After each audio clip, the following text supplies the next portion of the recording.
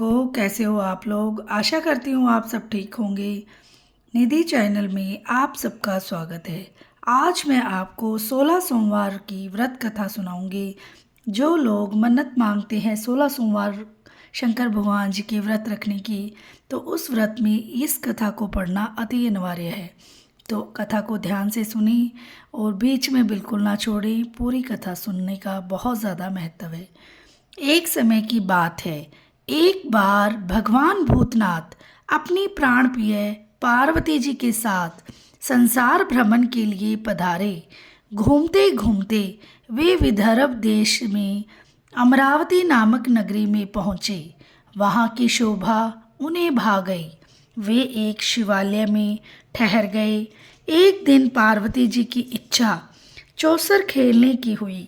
शंकर भगवान और पार्वती जी जिस समय चौसर खेल रहे थे, तभी शिवालय का पुजारी वहां आ गया। पार्वती जी ने पुजारी जी से पूछा, बताओ इस बाजी में कौन जीतेगा? ब्राह्मण ने बिना सोचे समझे कह दिया, शंकर भगवान। थोड़ी देर में बाजी समाप्त हो गई और जीती भगवती पार्वती। ब्राह्मण के बिना विचारे भविष्यवाणी करने पर पार्वती माता क्रोधित हो गई। यद्यपि शंकर भगवान जी ने अनेक प्रकार से समझाया, पर वे न मानी और उन्होंने उस ब्राह्मण को कोढ़ी हो जाने का श्राप दे दिया। कोढ़ी होकर ब्राह्मण बहुत दुखी था। काफी दिन बीत चुके थे। एक दिन उसी शिवालय में देवलोक की अप्सराएं पधारी। ब्राह्मण को कोढ़ से दुखी देखकर उन्हें दया आ गई। उन्होंने ब्राह्मण से कहा, तुम 16 सोमवार को यथाविधि व्रत करो, तुम्हारे सारे कलेश कट जाएंगे। विधि यह है, सोमवार के दिन स्नान करके शुद्ध मन से स्वच्छ धारण करो, वस्त्र धारण करो। रसोई के समय आधा सेर स्वच्छ और साफ गेहूं का आटा लें, उसके 3 अंगा बनाओ। फिर घी, गुड़, दीप, नैवेद्य, पंगीफल, बेलपत्र व जनेऊ जोड़ा, चंदन, अक्षत, पुष्प आदि के द्वारा प्रदोष काल में भगवान शंकर को पूर्ण श्रद्धा से पूजा करके 3 अंगियों में से एक शंकर भगवान जी को सादर समर्पित करके एक को उपस्थित जनों में बांटकर शेष को प्रसाद रूप में ग्रहण करो।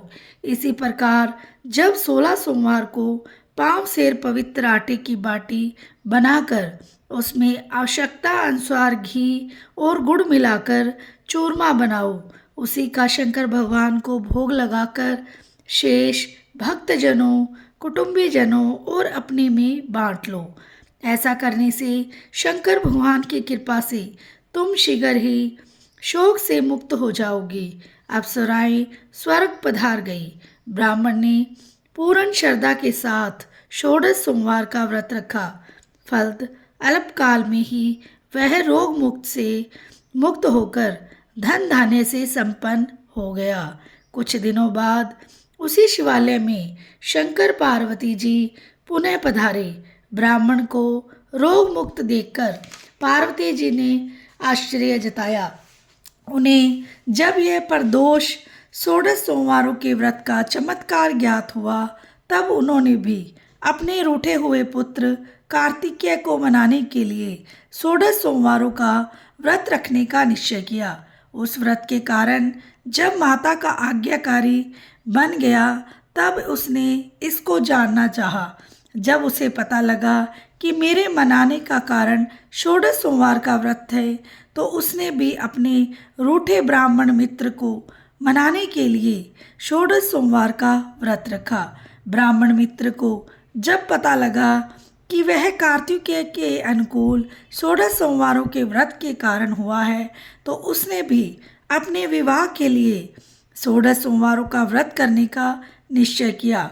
व्रत पूरा करने के बाद वह एक कार्य से दूसरे राज्य में गया। उस राजा ने प्रतिज्ञा की कि मेरी सजी संवरी हथनी जिस युवक के गले में पुष्पों की माला डाल देगी, उसके साथ ही मैं अपनी इकलौती राजकुमारी का विवाह कर दूंगा। ब्राह्मण भी स्वयंवर सभा में गया। हथनी ने उसी के गले में जयमाला डाल दी। राजा ने बड़ी धूमधाम के साथ अपनी लड़की का विवाह ब्राह्मण कुमार के साथ कर दिया।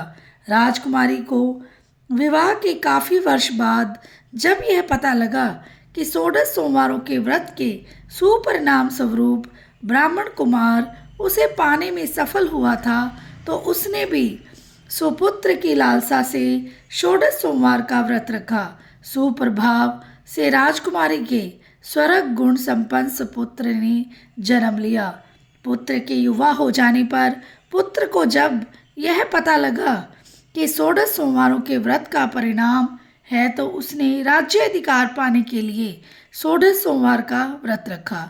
व्रत पूरा होते ही उस युवक को एक राजा के दूतों ने अपने देश की राजकुमारी के लिए वर लिया।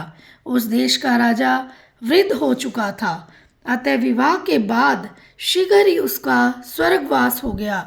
ब्राह्मण कुमार राज पाने में सफल हो गया। राज्य पाने के बाद ब्राह्मण कुमार ने शिव पूजन के लिए सामग्री तैयार करने के लिए राजकुमारी से कहा, मगर राजकुमारी ने अपनी दासियों से यह तैयारी करवा दी। ब्राह्मण कुमार जब पूजा समाप्त कर चुका था, तभी भविष्यवाणी हुई कि या तो अपनी इस पत्नी को त्याग दे, वरना तुम्हारा राजपाट समाप्त हो जाएगा। राजा को भविष्यवाणी पर दुखद आश्चर्य हुआ, मगर मंत्री परिषद के परामर्श से उसे रानी को त्याग ही देना पड़ा। भटकती हुई रानी दूसरे नगर में पहुंची। उसके वस्त्र फट गए थे। उसकी नज़र एक वृद्धा पर पड़ी। वह अपना कथा सूच बेचने जा रही थी। रानी ने सूत की गठरी अपने सिर पर रख ली। तभी बड़े जोर से आंधी आई और रानी के सिर की सूत की गठरी को उड़ा कर ले गई। अब तो वृद्धा ने रानी को धक्का देकर अपने पास से भगा दिया। इसके बाद रानी आश्चर्य की खोज में एक तेली के घर गई, लेकिन इसके वहां जाते ही तेली के समस्त बर्तन चटकने लगे। तेली ने भी इसे धक्का देकर वहां से भगा दिया। इस प्रकार रानी दर दर से दुत्कारी जाती रही। अंत में वह एक ग्वाले के हाथ पड़ी। वह इसे एक शिवालय के गुसाई के पास ले गया। रानी ने गुसाई जी से पूरी आप बीती कह सुनाई। उन्हें रानी पर दया आ गई। उन्होंने रानी को अपने आश्रम में आश्रय दे दिया। रानी जिस चीज़ को छूती वह बिगड़ जाती। पानी और भोजन में कीड़े पड़ जाते। इस पर गुसाई जी बहुत दुखी हुए। उन्होंने शंकर भगवान जी से अनेक प्रकार से विनती की और रानी को 16 सोमवार का व्रत रखने का आदेश दिया। रानी ने श्रद्धा और भक्ति के साथ 16 सोमवार का व्रत रखा। 17वें सोमवार के बाद ब्राह्मण कुमार को स्वप्न आया। दूसरे ही दिन उसने दूतों को रानी की खोज में दौड़ाया। दूत रानी को खोजते खोजते गुसाई जी के आश्रम में जा पहुँचे, मगर गुसाई जी ने रानी को विदा करने से इनकार कर दिया।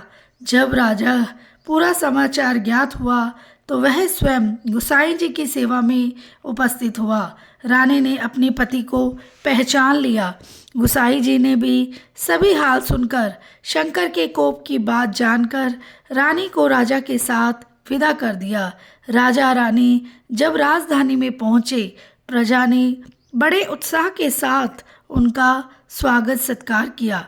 राजा ने प्रजा हितकारी अनेक काम किए। शंकर भगवान की कृपा से राजा रानी ने अनेक वर्ष तक राजपाट का सुख भोगा और सुखपूर्वक संसार भोग कर शिवलोक को प्रस्थान किया।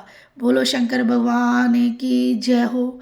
वीडियो को लाइक, चैनल को सब्सक्राइब करना ना भूलें और बेल आइकन को ज़रूर प्रेस करें ताकि मेरी वीडियो की नोटिफिकेशन आपके पास पहुंच जाए।